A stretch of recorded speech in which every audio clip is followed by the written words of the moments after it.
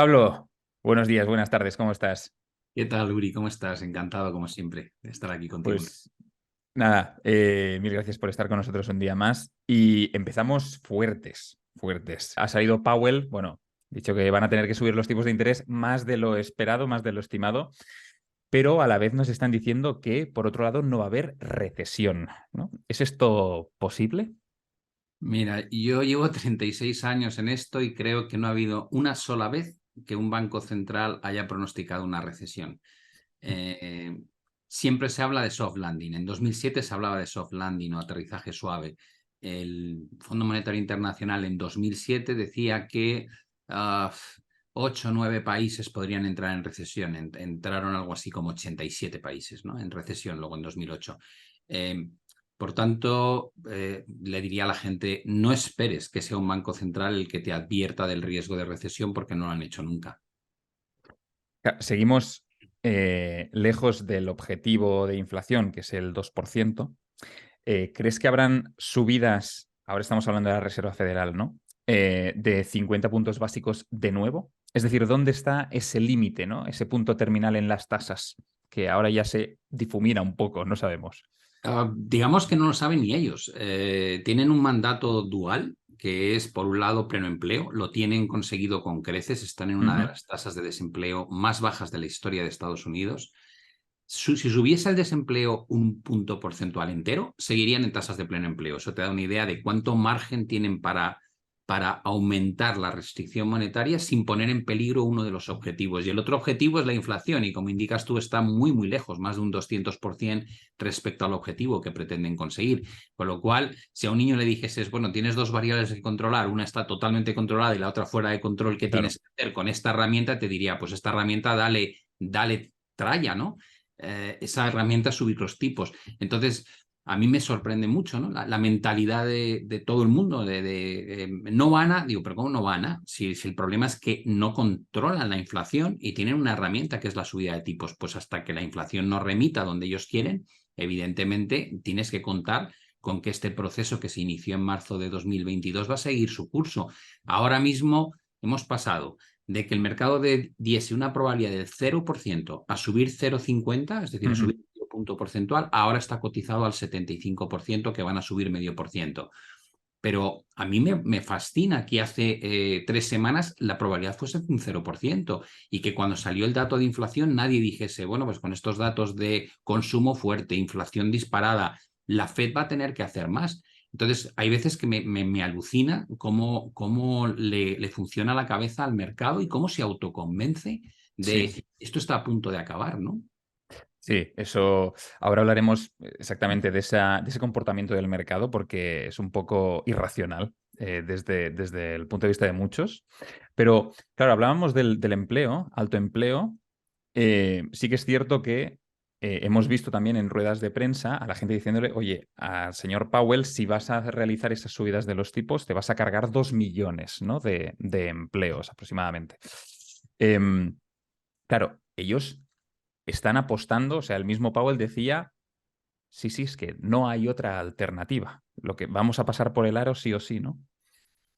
A ver, la gente tiene que entender cómo funciona la macroeconomía, ¿no? La inflación es un proceso que puede venir por la oferta o por la demanda. En este caso ha venido por los dos lados. Si aumentas mucho la demanda y no aumentas la oferta, pues evidentemente hay muchos compradores de los mismos productos y el precio sube, se ajusta al alza. La otra opción es que la demanda sea la misma, pero dejas de producir porque hay problemas en la cadena de suministros o porque no hay material, y entonces hay menos oferta, la misma demanda y el precio tiende a subir. Y si ya juntas que la demanda es muy grande y aumenta y la oferta se restringe, entonces la lías, que es lo que Ujú. pasó justamente en época de la pandemia, ¿no? Eh, la oferta no la controla la Reserva Federal ni ningún banco central. La oferta es producto de, por ejemplo, la oferta de petróleo, pues cuánta inversión hay en pozos petrolíferos, cuál es la producción que extraen, cuánto sueltan al mercado. Y eso depende en parte de lo tentador que es según el precio. Bueno, pues esa oferta, por mucho que haga la Reserva Federal, da igual, eso es una decisión de las petroleras, ¿no? Claro. Entonces, ¿qué es lo que puede controlar la Reserva Federal o el Banco Central Europeo? Lo que puede hacer es menos atractivo el consumo, menos Ujú. atractiva la demanda. Y dices, ¿cómo? Encareciendo la financiación de esa demanda. Entonces dices, bueno, muchas de las compras se hacen a crédito. Si yo pongo un tipo de interés cada vez más alto, ese crédito sale muy costoso y entonces echo atrás a muchos compradores. En el caso de la vivienda se ve muy fácil, ¿no? Si te suben los tipos de interés 400, 500 puntos, pues pasas de pagar, como ha pasado en Estados Unidos, un 2,90 por una hipoteca fija a 30 años a pagar un 7%, con lo cual se te encarece la cuota tanto que hay gente que dice, pues yo no me puedo permitir comprar una casa con estos tipos de interés. Y automáticamente lo que has conseguido es reducir el interés comprador, que es la demanda, y así ajustar los precios hacia abajo. El empleo es un efecto, digamos, es un efecto no deseado, pero que va acompañado, lógicamente, de lo que implica reducir la demanda. Claro, claro. La demanda es el 70% del PIB, o el consumo es el 70% del PIB, y tú reduces eso, hay desaceleración económica. Y si hay desaceleración económica, lógicamente, las empresas ganan menos. Y si ganan menos, lo que hacen para mantener sus beneficios es reducir costes, que es echar gente a la calle, y ahí surge el desempleo. Esa es la mecánica, pero no tiene más, es puro sentido común. Entonces, no buscan destruir empleo, pero saben que es una consecuencia de luchar contra la inflación. Totalmente. En Europa estamos viendo un nuevo récord de inflación subyacente, en este caso, 5,6, ¿no? Lo seguimos haciendo mes a mes, es decir, vamos rompiendo récords mes a mes. ¿No es preocupante? Es decir, ¿son suficientes las subidas que plantea el Banco Central Europeo con un tipo terminal en lo que se estima el 4%? Mira, si le dices a un ciudadano español que la política monetaria es expansiva hoy, te mata, porque está sufriendo la subida del precio del carburante, la alimentación, Claro. el coste de vida en general, inflaciones que no veíamos hacía mucho tiempo, y si encima le dices si los tipos de interés están demasiado bajos, pues te va a decir tú, bueno, esto está loco. Pero la realidad es que tenemos lo que llamamos tasas de interés reales negativas, que básicamente es la diferencia o restar a la inflación el tipo de interés, ¿no? Y dices, sí, pues, realmente tú estás con tipos negativos si tienes un 5,3, como indicabas, un 5,7, perdona, y luego tienes inflaciones del 8,5, 8,4, al final dices, estás trabajando sobre unos tipos de interés entre el -3,5 y -4%. Esa es la realidad. Tendrían que ser mucho más agresivos. Personalmente creo que es que se han dormido tanto en los laureles que ahora nos va a tocar ver cómo hacen el catch-up o la recuperación del tiempo perdido, ¿no?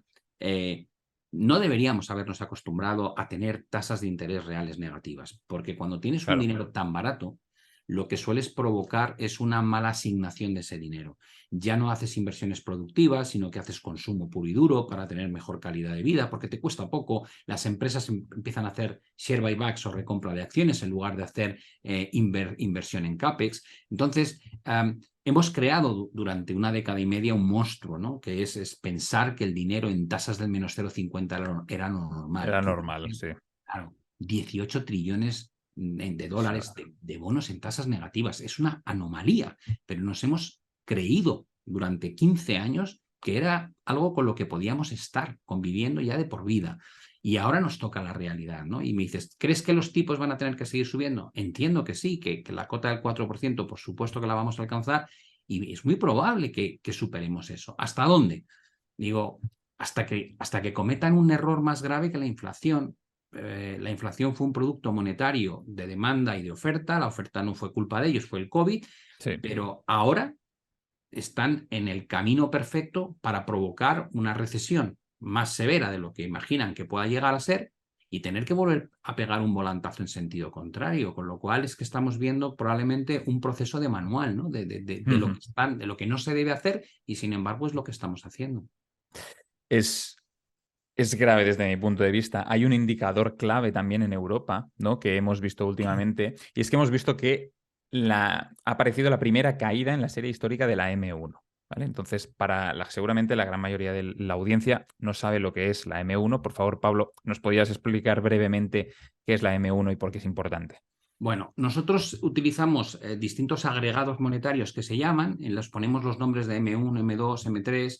Básicamente lo que vamos haciendo es calcular el dinero que hay en circulación y ese dinero lo puedes analizar en distintas métricas, ¿no? Puedes decir, pues la M1 es la métrica la más entendible, porque dice, son los billetes y monedas en circulación más los depósitos a corto plazo, que es como decir lo que tengo en la cuenta corriente y en mi cartera, ¿no? Para Eso es. entendernos. Ese es el dinero que entendemos más normal. Luego ya a partir de ahí las otras métricas van contemplando pseudo dinero, ¿no? Pues es decir, dinero que tienes en productos a medio plazo, depósitos a la vista. Entonces, al final, la cuestión que hay que entender es que se está drenando liquidez. O sea, cuando hablamos de que la M1 está cayendo en términos de crecimiento y está en tasas de crecimiento negativo, cosa que no había ocurrido nunca, lo que quiere decir es que en este caso el Banco Central está retirando estímulo monetario a tal ritmo que está sacando parte del dinero que inyectó de forma masiva para lubricar la economía y permitir todo tipo de concesión de crédito, ahora está retirando ese dinero. Y eso está muy ligado con cómo puede evolucionar la inflación en el futuro, que tenderá a bajar y por otro lado va a afectar negativamente a lo que es el crecimiento económico, ¿no? Entonces, esa es la principal herramienta que tienen los bancos centrales, es cuánto dinero quieren tener en circulación en cada momento y a qué coste. El Claro. coste de los tipos de interés y el control de la liquidez es precisamente lo que llamamos, pues eso, M1 hasta la M3, ¿no? Que suelen ser las métricas que usamos. Buenísimo. Gracias, Pablo. ¿Significa entonces que si por primera vez hemos visto que ha caído en esta serie histórica de la que hablábamos, es porque a lo mejor hemos subestimado la subida de los tipos de interés? Digamos que son, la M1 hay que entenderla como la cantidad y el tipo de interés como el coste, ¿no? Es un poco, a ti te pueden hacer retirada de liquidez sin cambiar el coste, cosa que no suelen hacerlo porque lo primero que Claro, suelen hacer es el coste, y la otra combinación es, además de subirte el coste, te voy a retirar el dinero en circulación, que es cuando te hacen QT o quantitative tightening, es correcto. cuando empiezas a drenar liquidez del sistema, además de encarecer el dinero. Cuando tú combinas las dos cosas, que en Estados Unidos se intentó hacer, por ejemplo, en 2018, subían las tasas de interés 0,25 cada trimestre, y se reducía el balance que tenía la Reserva Federal a un ritmo de unos 45.000 millones mensuales. Aquello acabó horroroso, acabó con octubre empezando el mercado a caer con fuerza, no había recesión, no había inflación y de repente nos encontramos con caídas de más de un 20% en 2 meses y medio, porque al mercado no le gustó que le quitases la droga monetaria, ¿no? Claro. Ahora se está reduciendo el balance a un ritmo mayor y se están subiendo los tipos a una velocidad infinitamente mayor. O sea, si antes se tardaba un año entero en subir los tipos de interés un 1%, ahora hemos visto en los últimos trimestres como un 1% lo ha subido en mes y medio. Mes y medio. Con lo cual, cuando la gente te dice no va a haber problemas, no va a haber recesión, digo, vamos a ver, la historia lo que te indica es que hay una serie de métricas muy fiables que te están diciendo no solo que vaya a haber recesión, sino que se nos viene encima una recesión horrorosa. La inversión de la curva es de las más grandes desde los años 80, la reducción de la liquidez a través de las M1, M2 está siendo históricamente rápida y la subida de tipos no tiene parangón. En 1980 lo que provocamos fue 2 recesiones consecutivas, con lo cual no entiendo el optimismo a la hora de transmitir no va a haber problemas de los distintos organismos internacionales. El 16 de marzo es la próxima reunión del Banco Central Europeo precisamente para tratar todo este tema de los tipos de interés y hacia dónde nos movemos, ¿no? ¿Cuáles son tus predicciones sobre lo que hará Christine Lagarde? Porque sonaban otra vez 50 puntos básicos y tal. ¿Qué crees que va a ocurrir? Sí, yo creo que los tipos van a estar al 3,5 el 16 de marzo, casi con una seguridad del 100%, porque lo lleva repitiendo en cada vez que participa en un evento público, lo dice. Con lo cual no tiene sentido a los pocos días que tenemos con unos datos de inflación que han repuntado en Europa contra todo pronóstico, la inflación subyacente ha vuelto a marcar un nuevo máximo, la general ha bajado solo 1/10, mucho menos de lo esperado, lo que tiene todo el sentido es que cumpla con ese 0,50. No creo que suba más de 0,50 porque sería un shock para el mercado, no lo ha preparado y últimamente los bancos centrales intentan radiar todo lo que van a hacer antes de que ocurra. Pero es muy probable que el mensaje de estamos ya al 3,5 venga acompañado de y seguimos teniendo que subir las tasas de interés de forma importante en las próximas reuniones. Lo cual, bueno, el gobernador de austriaco, que es uno de los más hawkish agresivos que hay, dice que yo quiero escuchar a Christine Lagarde decir que quedan 4 subidas de medio punto, digo, madre mía. Y que además la reducción de liquidez no debería afectar solo al programa de QE antiguo que llamábamos APP, que empezó en 2015, sino también al programa de emergencia del COVID que llamamos PEP, que se lanzó a raíz de 2020 en adelante, lo cual implicaría que quiere además que la liquidez se reduzca a un ritmo todavía más rápido. Yo creo que eso no lo van a hacer, ¿no? Pero sí esperaría que de aquí a verano tengamos los tipos de interés entre el 4 y el 4,5% como algo relativamente probable, ¿no? Y eso hay que asumirlo. Y el impacto de eso tarda en verse. Mucha gente como que está feliz porque no pasa nada. No, digo, no pasa nada todavía. Yo tengo un amigo Todavía. que el otro día me preguntaba que cuándo me resetean la hipoteca, que me tuve que mirar sus papeles porque no ha sentido la subida de tipos. Todavía está con los tipos de cuando estábamos al menos 0,50 y cuando le dije lo que le iba a suponer me dice, no puede ser. Digo, hombre, claro que va a ser. Te va a costar Total. 300 euros más al mes. Me dice, pues tendré que cambiar mi manera de vivir. Y digo, evidentemente. Y Efectivamente. como tú, las empresas y muchas otras partes de la sociedad. Y el consumo, por supuesto, totalmente. Yo te sigo, Pablo, y en YouTube ya has hablado en algunos vídeos de que, oye, habrá recesión sí o sí.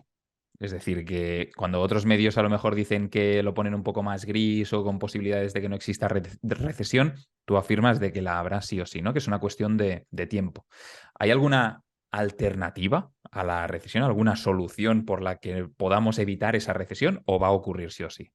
A ver, yo veo muy difícil que no haya recesión porque creo que ya solo lo que han hecho hasta aquí, hasta ahora, hasta hoy, ya es motivo como para pensar que va a haber una recesión económica. Como decía antes, la inversión de la curva, es que Sí, además es que no ha habido la... Hay mucha gente que dice, no, porque es que 2022 ya anticipamos los efectos de la recesión. Digo, vamos a ver, en lo que es la psicología del mercado, en lo que es el posicionamiento del mercado, no ha habido capitulación, ¿no? No hemos visto realmente el efecto de no creer que esto tiene solución. Y eso es algo que suele estar muy pegado a las grandes crisis, ¿no? La pérdida de confianza, que no es otra cosa que la capitulación, suele ser un síntoma de que lo peor ya ha ocurrido. Pero aquí nos hemos acercado a ese sentimiento y lo hemos visto en que no ha habido repuntes fuertes de volatilidad, no ha habido salidas, flujos de salidas grandes de inversión en bolsa. Cuando la bolsa ha recuperado, se ha vuelto a comprar lo mismo que se compraba en los momentos de la burbuja. Es decir, no. Yo recuerdo, por sí, ejemplo, después de la crisis inmobiliaria, la gente no saltó a comprar vivienda. Es claro. como, buah, déjate que bastante mal lo he pasado. Después de la burbuja .com, la gente no compraba tecnológicas. Y después de la burbuja inmobiliaria y que provocó la crisis financiera, la gente no compraba bancos. Es decir, estás tan escaldado que dices, mira, déjate, y buscas otro tipo de inversiones. Eso no ha ocurrido. Y eso, al final, dices, por un lado tienes el ciclo, que creo que va a estar dañado por la subida de tipos, por otro lado tienes el efecto psicológico, que creo que no se ha puesto en juego todavía. A mí todo el mundo Exacto. me ha preguntado, pues, ¿dónde hay que comprar? ¿Dónde hay que comprar? Esa es la pregunta que todo el mundo me hace. ¿Dónde hay que comprar? ¿Va a llegar hasta tal nivel? Digo, si es que esa no es la pregunta que deberíais estar haciendo si hubiese una capitulación. Cuando hay una capitulación es que no va a parar de bajar nunca, me tengo que salir. Es decir, lo que buscas es la huida, no la entrada. Y esa parte creo que ni la hemos visto. Entonces, para mí no, para mí evitar la recesión es dificilísimo. Es verdad que la vuelta de China a crecimiento económico ayuda mucho porque es la segunda potencia económica del Sí. mundo, pero no olvidemos que China tiene muchos problemas internos y externos. Hay un conflicto con la primera potencia económica del mundo y por otro lado tienes todo el tema de cómo regulan la industria que mete en mano de una forma pues, autocrática enorme y que no es un libre mercado. Totalmente, ¿no? Estamos viendo ahora pues esas tensiones entre China, Estados Unidos, además, bueno, se suma lo que ya estaba encima de la mesa, que es el conflicto de Ucrania. Todo eso tú consideras que no está descontado en el mercado, es decir, que no estamos teniendo en cuenta esta realidad. Digamos que creo que está descontado, pero ¿Sí? descontado que no va a pasar nada. Es decir, Vale, de vale. alguna manera hemos asumido la situación de la guerra en Ucrania. Ya llevamos más de un año de guerra, no hay a la vista una solución que plantee un alto el fuego. Hemos asumido que China está sirviendo, digamos, de pulmón económico a Rusia, sobre todo no solo China, también India, Pakistán, Sudáfrica, pero bueno, China es una de las economías más potentes que hay. Ujú. Eh, y que China no quiere dejar que Taiwán se independice y que hay una parte de la comunidad internacional que sí apoya que Taiwán pues, no sea parte de China. Y dices, bueno, eso es lo que hemos asumido. Pero de ahí a decir una escalada, digo, no, eso no está, por supuesto, en precio en ningún lado. Es decir, en las declaraciones que hace el ministro de Exteriores chino diciendo a Estados Unidos, tened cuidadito, porque si Sí, seguimos por sí, esta línea, al final vamos a tener un encontronazo.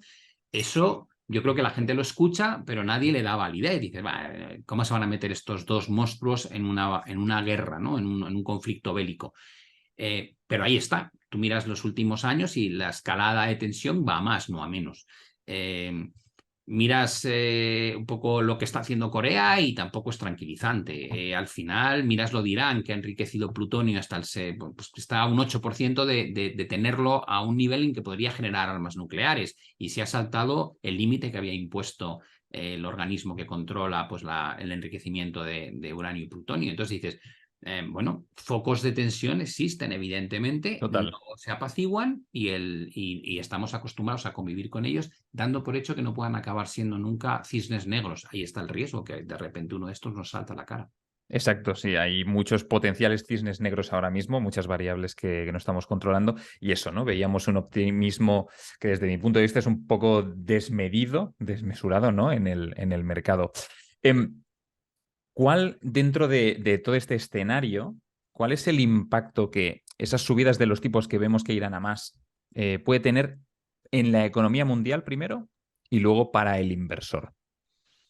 Ah, una pregunta que entraña parte de la respuesta. Esto no es un ejercicio que esté llevando a cabo Estados Unidos o Europa o Estados Unidos y Europa. Es un escenario que se está viviendo quitando Japón y China a nivel Sí, global. Es decir, en Australia y en Nueva Zelanda y en Canadá y en Reino Unido y en México y en Chile. Es decir, están subiendo tasas de interés a un ritmo sin precedentes buena parte de los países del mundo. Con lo cual, vas a poner en riesgo un modelo económico que lleva soportándose sobre el concepto de un endeudamiento crónico, pues muchísimo tiempo, ¿no? ¿Por qué digo que es endeudamiento crónico? Digo, porque cuando hay bonanza económica, por ejemplo, 2016, 2017, 2018, la economía crecía a nivel global mucho, sí, la deuda no hizo más que crecer. Nadie aprovechó para reducir el endeudamiento, lo cual te da una idea de que apuntalamos el crecimiento económico sistemáticamente con un mayor endeudamiento.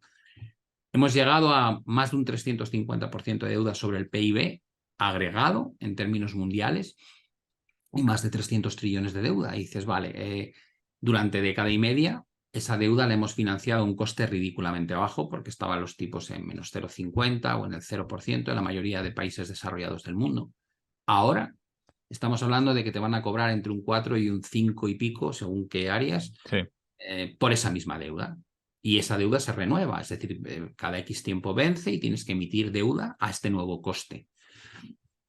La pregunta es, ¿no va a afectar tener 300 trillones de deuda que de repente vamos a renovarla a un coste mucho más alto?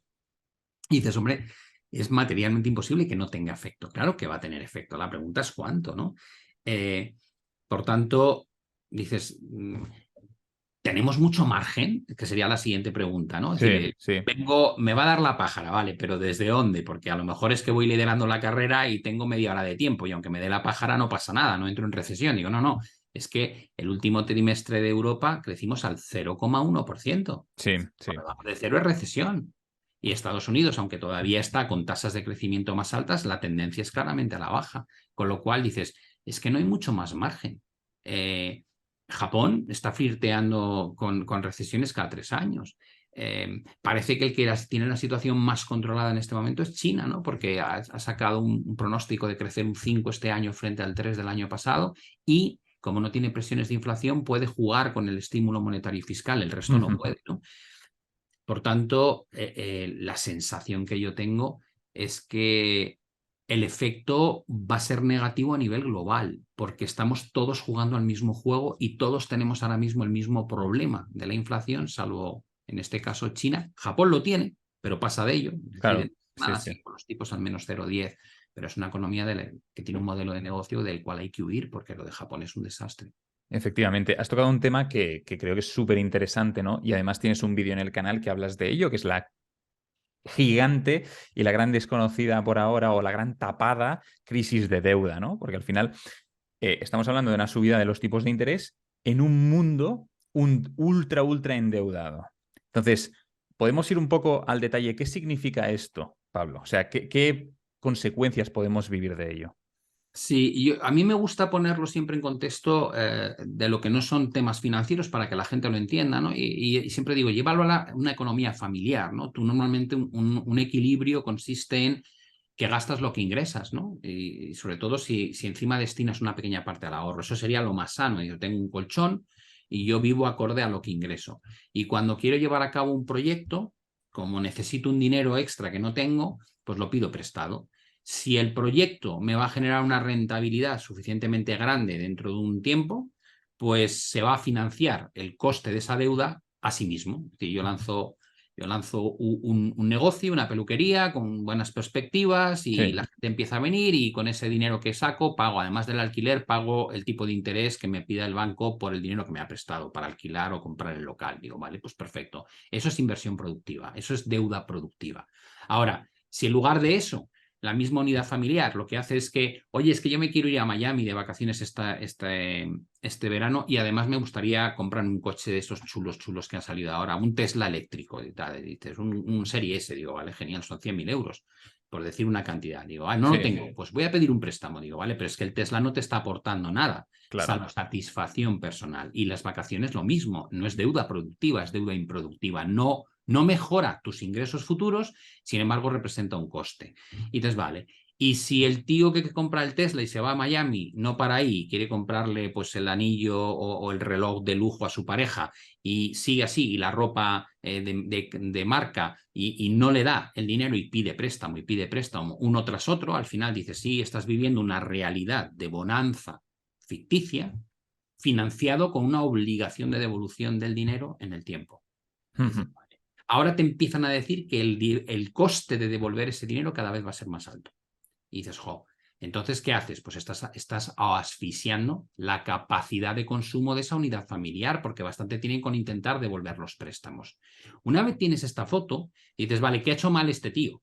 Digo, ha utilizado deuda por el lado no productivo, se ha endeudado más de la cuenta y ahora prácticamente tiene hipotecado su futuro porque no puede consumir ni gastar ni irse de vacaciones porque bastante tiene con devolver lo que ya pidió. Vete a un mundo ahora con un 350% de deuda y meteré la subida de tipos de interés. Y dices, vale, ¿cómo va a afectar? Digo, la deuda, normalmente hablamos de deuda pública, pero Sí. está mal. La deuda no es solamente pública, no es la de los gobiernos, que es altísima. O sea, Estados Unidos está por encima del 130% de deuda respecto al PIB, o Europa, dependiendo qué países, España en 115, 117, en ese rango.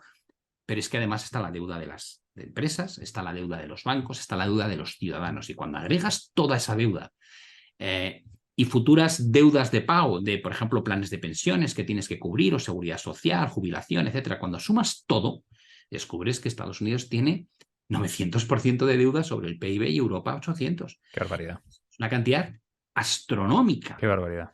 Y dices, vale, ¿es factible subir las tasas de interés sin provocar un accidente? Yo lo miro y digo, no, creo que es imposible, sinceramente. Sobre todo porque llevamos 15 años sin probarlo. Y lo estamos probando a la vez en todo el mundo. Con lo cual, dices, oye, el panorama que se presenta es tal vez un cambio de paradigma económico. Es decir, hemos vivido una realidad durante 2 décadas prácticamente y ahora nos vamos a enfrentar a otra posible realidad, ¿no? Que hay que convivir con un coste del dinero pues del 2-3%, no digo los 4 o 5, de Sí, aquí sí. en 2-3 años igual tenemos los tipos estructurales en el 2-3%. Y a partir de ahí tienes que plantearte cómo es tu vida, ¿no? Con ese coste del dinero. Qué barbaridad. Gracias, Pablo, porque creo que es muy importante y algo de lo que no se habla normalmente. Hemos hablado de este escenario macroeconómico, cómo nos puede afectar a nosotros, digamos, como ciudadanos. ¿Cómo afecta a la cartera del inversor esta situación de subidas de tipos, etcétera? Ese también es un punto, yo creo, muy interesante porque de alguna manera eh, todavía las valoraciones, por ejemplo, de la bolsa americana son muy altas, ¿no? Está como a 29 veces, se dice que la media viene a estar en 15 veces. si volviésemos a ajustes de pagar por la bolsa americana 18 veces, 17 veces, tendría que estar cotizando el S&P 500 a 3.000. Eso te da una idea, Claro. ¿no? Y desde entonces, ¿el juego en qué consiste? Dice, el juego consiste en si te crees que va a haber o no va a haber recesión o desaceleración económica profunda. ¿Por qué? Porque una empresa vende bienes y servicios a la economía, ¿no? Dices, vale, ¿cuándo vendes más? Digo, pues cuando hay crecimiento económico. ¿Por qué? Pues porque la tasa de desempleo están mínimos, porque hay más gente que tiene capacidad de consumir y de invertir, y por tanto yo vendo más productos, gano más dinero, contrato más gente, y ese es el ciclo bueno, ¿no? Entonces, vale, y lo otro, digo, ahora nos ponemos en el riesgo. El riesgo es que las subidas de tasas de interés provoquen una desaceleración económica que acabe en recesión. Dices, ¿y eso qué implica? Pues menos gente empleada, lo cual menos capacidad de consumo, tipos de interés hasta que llega ese momento más altos, lo cual te encarece, como decíamos antes, la accesibilidad al dinero y el coste de lo que ya pediste prestado. Por tanto, por ese lado te asfixian. Dices, ¿y si las empresas entonces están en un ciclo donde hay menos crecimiento económico, van a ganar más o menos? Digo, van a ganar menos. Claro. Porque están todas las multinacionales tecnológicas echando gente a la calle, si lo estás viendo, y los bancos. Pero todos los días anuncia algún recorte. Por tanto, dices, van a ganar menos. Si ganan menos, ¿es justificable el precio que estamos pagando en la bolsa por esas cotizaciones de las empresas? Digo, no, es No. carísimo. Con lo cual tendría que ajustarse a la baja. Entonces, el efecto de si al final hay una recesión impacta en los beneficios empresariales y eso impacta en la valoración y en lo que uno está dispuesto a pagar por la bolsa. Tienes la otra parte, que estamos hablando de renta variable y luego tienes la parte alternativa, ¿no? Hay muchas maneras de invertir, puedes invertir en muchos sectores, pero la renta fija era el gran Exacto. abandonado, ¿no? ¿Por qué? Porque hemos convivido en un entorno de represión del ahorrador donde prácticamente, mi padre, 90 años, o recién cumplidos 91, y dices, ¿podía invertir en los últimos 10 años en Europa con muy poco riesgo y ganar algo? Digo, no. No, pues no podía comprar letras del tesoro, no podía comprar bonos. ¿Por qué? Porque cotizaban en tasas negativas o al 0%, no le Claro, daban claro. nada. ¿Podía dejar el dinero en la cuenta corriente y se lo remuneraban? No, tampoco. ¿Qué opciones tenía? Pues invertir en bolsa, aunque su perfil inversor no encajase con un inversor en bolsa, porque para él tiene mucho riesgo, pero no le dejaban más opciones. Ahora de repente se abre una ventana. Puedes comprar letras, puedes comprar bonos y obtener pues un 3%, un 4%, un 5%, dependiendo de dónde inviertas. Me encanta.